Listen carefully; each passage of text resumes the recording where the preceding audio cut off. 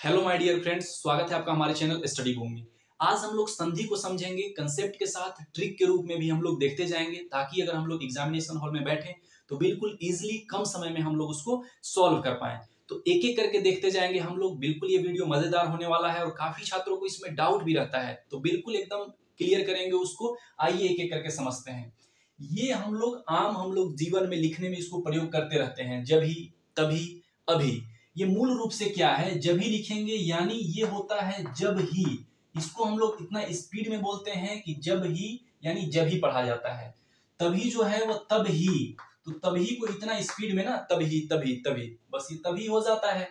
अभी को अब ही, ठीक है। तो इसी को अगर हम लोग जोड़ देते हैं तो ये अभी बन जाता है। ऐसे हम लोग आम जीवन में इसको लिखने में प्रयोग करते रहते हैं। संधि में मूल रूप से यही होता है। संधि में क्या होता है कि पहले शब्द के अंतिम वर्ण एवं दूसरे शब्द के आदि वर्ण, आदि मतलब पहला, दूसरा शब्द का पहला वर्ण और पहला शब्द का अंतिम वर्ण, दोनों जब जुटेगा ना तो उसी में संधि हो जाएगा। आम जीवन में भी हम लोग अपने चारों तरफ देखते रहते हैं। जैसे रेल की जो डब्बे हैं, तो रेल के डब्बे, दो डब्बे जुड़े हुए होते हैं ना, तो दोनों के बीच में संधि होती है। हमारे शरीर में जो हड्डियां हैं, तो हड्डियों के बीच में जो जोड़ होता है ना, तो वह हड्डियों के बीच में संधि बोल देंगे उसको, कि हड्डियों की संधि। रेल के डब्बों के बीच में संधि। वैसे ही संधि यहाँ पर हम लोग भाषा के रूप में हम लोग देखते हैं यहाँ पर संधि को। तो संधि में वर्णों के बीच में संधि होती है, ठीक है। शब्द का जो अंतिम वर्ण है, एग्जाम्पल के रूप में देखिए, महा प्लस इस, ये एक शब्द हो गया। तो इसका जो अंतिम वर्ण है, तो अंतिम वर्ण क्या हुआ, अंतिम वर्ण हुआ आ, ठीक है। इस जो है, इसका प्रथम वर्ण क्या हुआ, ई, ठीक है। इसको हम लोग बड़ा ई भी बोलते हैं, इसको बड़ा अ भी बोलते हैं, ऐसे, ठीक है। तो आ जो है, आ मूल रूप से अ और अ मिलकर बना हुआ है आ। और ये जो बड़ा ई जो हम लोग बोलते हैं ना, दीर्घ ई भी इसको बोलते हैं। तो दीर्घ ई जो है, यह जो है वो छोटी ई और छोटी ई, यानी ह्रस्व ई और ह्रस्व ई, ये दोनों मिलकर ये बड़ा ई को बनाता है। तो मूल रूप से ये जो वर्ण है अ और ये जो ई है, ये दोनों मिला, जुड़ा और ये जुड़ के ए बना दिया, ए बना दिया। तो ये जब बन गया तो इसको हम लोग क्या पढ़ेंगे, महा प्लस ईस, यानी ए बन गया, यानी ये हो गया हमारा महेश, ठीक है। कुल मिलाकर अब इसी को हम लोग दोबारा अगर यहाँ पर विच्छेद कर देंगे ना इस रूप में, तो इसी को बोलेंगे कि संधि विच्छेद करना। दोनों को अलग अलग करना, अलग अलग करेंगे विच्छेद, जोड़ेंगे तो संधि। एक ये भी कंसेप्ट ध्यान में रखिएगा। तो ये चीज हो गया। अब देखिए संधि के तीन प्रकार हैं, स्वर संधि, व्यंजन संधि और विसर्ग संधि। स्वर संधि में भी 5 प्रकार हैं जो पूछे जाते हैं, हम लोग धीरे धीरे करके उसको देखेंगे। स्वर संधि का ही ये उदाहरण मैंने यहाँ पर लिखा हुआ है, ये मैंने दिया था। तो स्वर संधि अब क्या होता है, स्वर संधि दो स्वरों के मेल में परिवर्तन जब भी होगा, दो स्वरों के मिलने से जो भी परिवर्तन होगा उसको बोलेंगे स्वर संधि, ठीक है। अब कैसे ये मिलते हैं, पहले तो स्वर समझ लीजिए कि स्वर क्या होता है, बाद में मैं ट्रिक पे आऊंगा, लेकिन पहले कंसेप्ट को भी ध्यान में रखिए। तो स्वर क्या होता है, देखिए मूल स्वर हमारे यहाँ ये जो हैं, ये मूल स्वर 4 हैं। कभी कोई पूछे मूल स्वर कितने हैं, 4 हैं, अ, ई, उ और री।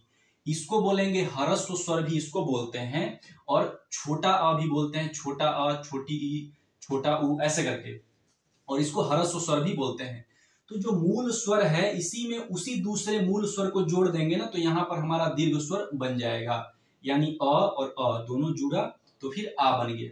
वैसे ही एक मूल स्वर ई है, उसमें दूसरा वही मूल स्वर जोड़ देंगे तो ये दीर्घ स्वर बन जाएगा। इस प्रकार से उ और उ, ये दीर्घ उ बन जाएगा, और री ये री बन जाएगा, ठीक है। ये मूल रूप से ये अभी मिलता नहीं है हम लोगों के पाठ्यक्रम में, ऐसा आता नहीं है। वेदों में ऐसा लिखा हुआ मिलता है, यहाँ पर नहीं मिलता है। तो इसीलिए कुछ लोग बोलेंगे कि 11 स्वर होते हैं, कुछ लोग बोलेंगे 12 स्वर होते हैं, ठीक है। तो उसी प्रकार से यहाँ पर भी ये जोड़ेंगे तो यहाँ पर ये हमारा ए बन जाएगा, अ और ई जोड़ेंगे तो ए बन जाएगा। इसको अगर स्पीड रूप में अगर आप बोलेंगे ना, बिल्कुल स्पीडली बोलेंगे, ऐ ऐ ऐ, तो फिर आपको ए का उच्चारण आपको होने लगेगा। उसी प्रकार से अगर अ और ए को जोड़ दें, ऐ को अगर ऐसे अगर स्पीड रूप में बोले ऐ दोनों को, तो ये वाला उच्चारण ऑलरेडी आपको मिलेगा, ठीक है। कुल मिलाकर ये 4 दीर्घ स्वर हो गए और ये 4 दीर्घ स्वर हो गए, यानी 4 और 4 8 जो है हमारे मूल रूप से ये दीर्घ स्वर हो गए, और 4 जो हुए या मूल स्वर हो गए। तो टोटल 12 स्वर हम लोग बोलते हैं कि है। एक और चीज यहाँ पर ध्यान देने वाली बात है, जैसे कि हम लोग जो व्यंजन लिखते हैं क ख, ये जो हम लोग लिखते हैं, तो क जो है वह मूल रूप से बना होता है क हलंत अ, ये अ जो है मूल स्वर, तो क हलंत अ जो संधि होती है तो दोनों मिलकर ये क बनाते हैं। उसी प्रकार से ख हलंत अ जो है वह मिलके ख बनाते हैं। ठीक है, तो व्यंजन जो है इस प्रकार से संधियों से मिलकर ही बना होता है। ऐसे ही जब हम लोग यहाँ पर इसको संधि जब कर रहे थे ना, तो संधि कैसे किया था, म जो है म को हम लिख लिया, हा था तो हा में ह हलंत और यहाँ पर आ, और इसमें जो ई हुआ और स यहाँ पर लास्ट में हम लोग ऐसे लिख दिए। तो जो ये आ और ई जो हुआ ना, यही जो है ए के रूप में आ जाता है। ये जो मैंने बताया ए, तो इस रूप में ये आ जाएगा। तो इसीलिए हम लोग म हे स ऐसे हम लोग इसको लिख देंगे।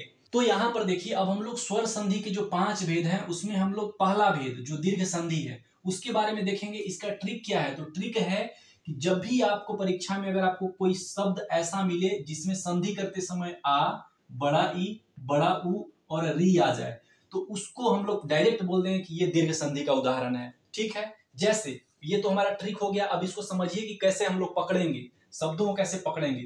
तो पहले यहाँ पर देखिए, जो अ है और अ है दोनों मिलके आ बनाया, जैसे कि वेद और प्लस अंत दोनों वेदांत बना दिया। वेद, वेद में द हलंत यहाँ पर अ आएगा, वेद। ठीक है, तो ये अ हुआ कि नहीं, और ये वाला अ हुआ, तो दोनों मिलके आ बना दिया, आ बना दिया, इसीलिए हम लोग वेदांत यहाँ पर लिख दिए।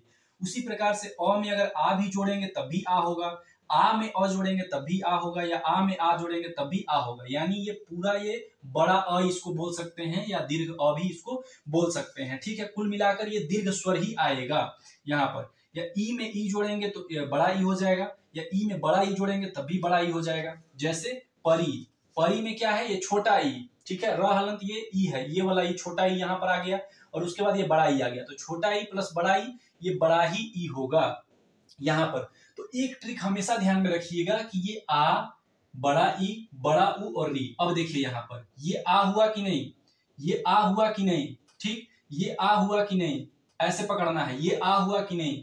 उसके बाद महात्मा, ये आ हुआ कि नहीं। उसी प्रकार से अब देखिए, अब यहाँ पर बड़ी ई, बड़ी ई में ये बड़ी ई हुआ कि नहीं, बड़ी ई हुआ कि नहीं। उसके उसी प्रकार से अब यहाँ पर ये देखिएगा, सुक्ति में अब छोटी ई हुआ, तो छोटा तो देखना ही नहीं है। छोटा इसलिए नहीं देखना है कि हम लोग दीर्घ संधि देख रहे हैं ना, तो दीर्घ संधि में छोटा ई तो आएगा ही नहीं, तो दीर्घ में दीर्घ आएगा। तो यहाँ पर दीर्घ ये दिख रहा है, बड़ा उ ये वाला दिख रहा है कि नहीं, बड़ा उ ये। उसके बाद ये बड़ा उ ये दिख रहा है कि नहीं। उसके बाद र और ये जो री है और री है, तो ये री हो जाएगा। इसका उच्चारण थोड़ा सा कठिन होता है क्योंकि ये वेदों में मिलता है ऐसे, इसको दो री को एक साथ हम लोग नहीं पढ़ सकते हैं। ठीक है, दो री, जैसे री, अब इसमें एक और री जोड़ दीजिए और उसको उच्चारण करिए, कभी उच्चारण नहीं होगा। ठीक है, लेकिन पहले लोग करते थे वेदों में जब होता था। तो उसी प्रकार से पितरी और प्लस ऋण, पितरी में एक री हो गया यहाँ पे और ऋण में री हो गया, तो ये दोनों री जुटा तो ये री हो गया, तो पितृन ये हो गया। तो कभी भी इससे हम लोग पकड़ लेंगे, पितरी में ये त्री आया ना री, तो इससे हम लोग पकड़ लेंगे कि यहाँ पर दीर्घ संधि का उदाहरण है। तो कभी भी आपको आ जाए, ई आ जाए जो बड़ी ई, बड़ा उ आ जाए और री आ जाए, ये कभी भी शब्दों में अगर देखने को मिले उसको डायरेक्ट बोलिए कि ये दीर्घ संधि है। इसको पकड़ने का बिल्कुल यही तरीका जो मैंने आपको बताया, यही तरीका है, इजी तरीका। अब यहाँ पर हम लोग देखेंगे स्वर संधि का जो दूसरा प्रकार है गुण संधि। गुण संधि को पकड़ने का जो ट्रिक है वह है ए, ओ और अर। ए को हम लोग ऐसे भी लिखते हैं, ओ को हम लोग ऐसे भी लिखते हैं। ऐसे मतलब ये पकड़ने का मैं ट्रिक बता रहा हूं, और अर को अभी हम लोग देखेंगे। तो सबसे पहले गुण संधि को देख लीजिए, गुण संधि कहेंगे किसको। यदि अ और आ, यदि अ और आ इसमें अगर ये जो ह्रस्व ई या दीर्घ ई या फिर ह्रस्व उ या दीर्घ उ या फिर री अगर स्वर आए, तो दोनों के मिलने से, यानी इसके और प्लस इसमें से कोई भी आता जाए, तो इन दोनों के मिलने से क्रमशः जो भी बनेगा वह ए, ओ और अर हो जाएगा। जैसे उदाहरण से समझिए, अ हुआ, अ में अगर ये ह्रस्व ई अगर जोड़ दिया जाए तो ए हो जाएगा। जैसे नर, नर में र हलंत और र हलंत अ आएगा, तो अ और प्लस ये वाला जो ई होगा ई, तो ये जो दोनों जुटेगा तो ये ए हो जाएगा ए, इसीलिए हम लोग यहाँ पर ए नरेंद्र ऐसे करते हैं। तो ऐसे ही सारा किया हुआ है, ठीक है। तो पकड़ने का जो ट्रिक है ए, ओ और अर। अब जहां भी आपको ए दिखे, यहाँ देखिए ए ए ए हर जगह दिख रहा है ना, तो जहां भी ये दिखे उसको डायरेक्ट बोलिए कि गुण संधि है। उसके बाद जहां भी ओ दिखे, अब ओ में देखिए ये ओ आपको दिख रहा है, ओ ओ ओ, ऐसे आपको शब्द में ही पकड़ना पड़ेगा। ऐसे ही शब्द दिया रहेगा महोत्सव, इसमें कौन सी संधि है, ऐसे 4 ऑप्शन दिए रहेंगे। तो जहां भी ओ दिखे, जहां भी ए दिखे, उसको एकदम डायरेक्टली मारिए कि ये गुण संधि है, ठीक है। अब अर पे आते हैं कि अर कैसे बनेगा।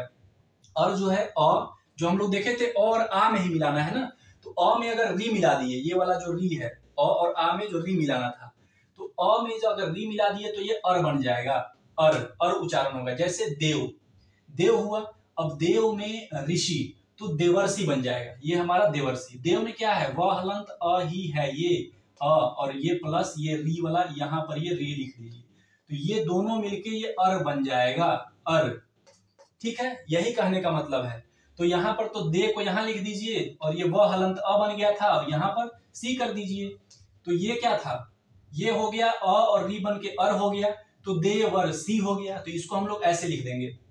पकड़ने का ट्रिक यही है इसमें कि जहां पर भी ये वाला चीज दिखे, ये देख रहे हैं ना महर्षि, देवर्षि, सप्तर्षि, इसमें जो भी इस प्रकार से आपको दिखेगा उसको डायरेक्ट मार दीजिए, ये गुण संधि है। इसको पकड़ने का यही ट्रिक है, बिल्कुल आसान तरीका है, कम समय में इसको ऐसे ही पकड़ पाइएगा, ठीक है। तो आशा है कि ये वीडियो आपको पसंद आया होगा। अभी जो हमने 2 पढ़ा स्वर संधि के जो 2 भेद हमने जो पढ़ा, तो उसके बाद 3 हम लोगों के और बच जाते हैं, जो मैं पार्ट बी में आपको तीनों भेदों के बारे में और आपको बता दूंगा, तो हमारा ये पूरा खत्म हो जाएगा। धन्यवाद, मिलते हैं हम लोग ऐसे ही मजेदार ट्रिक में, ऐसे ही मजेदार वीडियो में।